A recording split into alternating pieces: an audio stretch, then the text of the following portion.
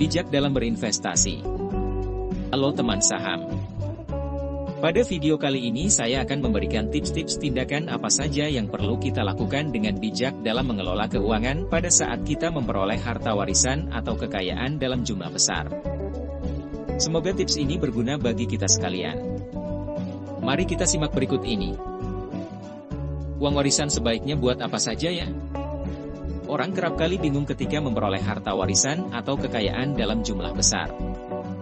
Bisa saja dihabiskannya untuk membeli mobil mewah atau jalan-jalan keliling dunia. Cobalah untuk berpikir mengelola harta itu dengan lebih bijaksana demi masa depan Anda. Berikut tips-tips mengelolanya. 1. Membuat perencanaan. Saat atau sebelum memperoleh harta warisan buatlah perencanaan.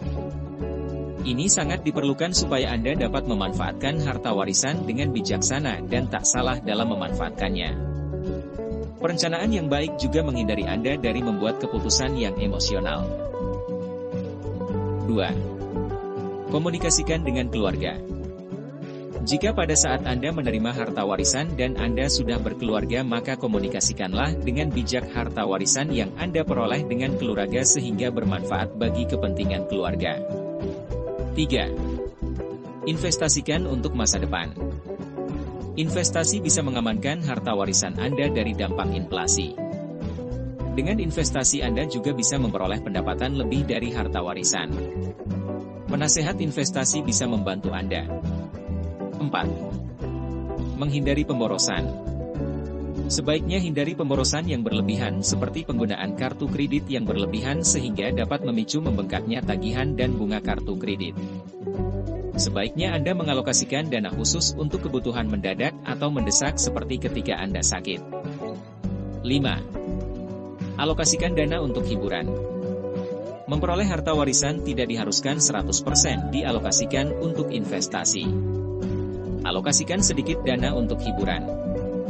Anda bisa mengambil paket liburan bersama keluarga atau sekedar mengikuti kursus musik. Demikian tips-tips dalam mengelola harta warisan atau kekayaan dalam jumlah besar dengan bijaksana.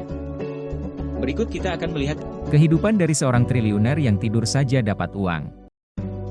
Siapakah dia? Mari kita simak video berikut ini. Halo teman saham. Pada video kali ini saya akan bercerita tentang seorang tokoh yang unik banget di dunia keuangan Indonesia. Biasanya orang kaya itu kan sangat sibuk. Bisnisnya banyak. Memimpin perusahaan.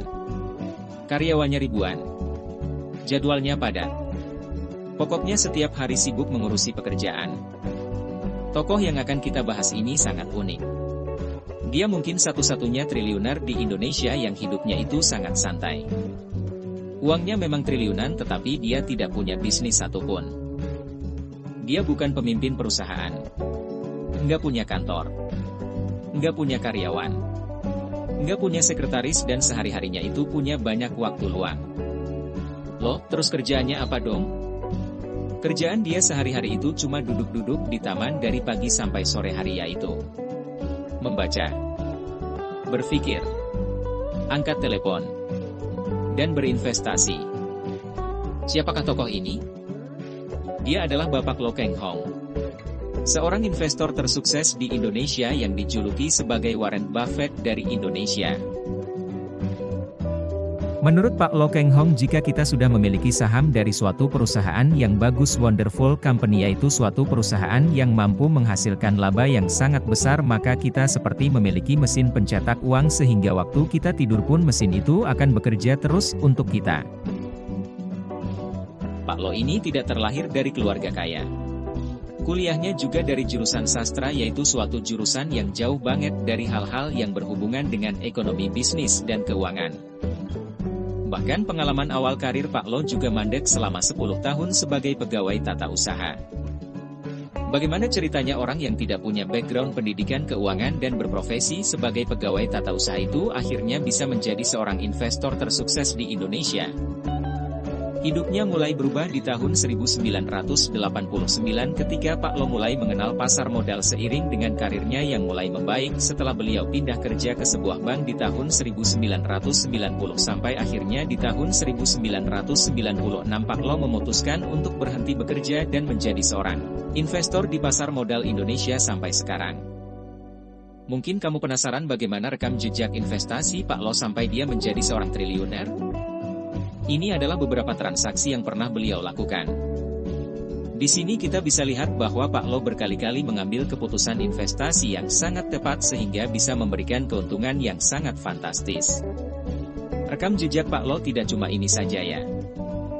Ini hanya sebagian kecil dari semua transaksi saham yang pernah dilakukan oleh Pak Lo selama 30 tahun terakhir. Luar biasa ya. Pak Lo itu bisa sedemikian teliti dalam menganalisa suatu saham sampai bisa konsisten untuk membuat keputusan berinvestasi yang sangat akurat. Kerennya lagi Pak Lo ini belajar menganalisa suatu saham secara otodidak dari buku-buku investor kelas dunia seperti buku Benjamin Graham gurunya Warren Buffett dan juga dari bukunya Warren Buffett. Ini membuktikan bahwa siapapun bisa berhasil menjadi seorang investor yang hebat di pasar modal dan tidak harus dari mereka yang mempunyai latar belakang dunia keuangan saja. Bagaimana strategi investasi saham ala Pak Lo Keng Hong? Mari kita pelajari pada video berikutnya.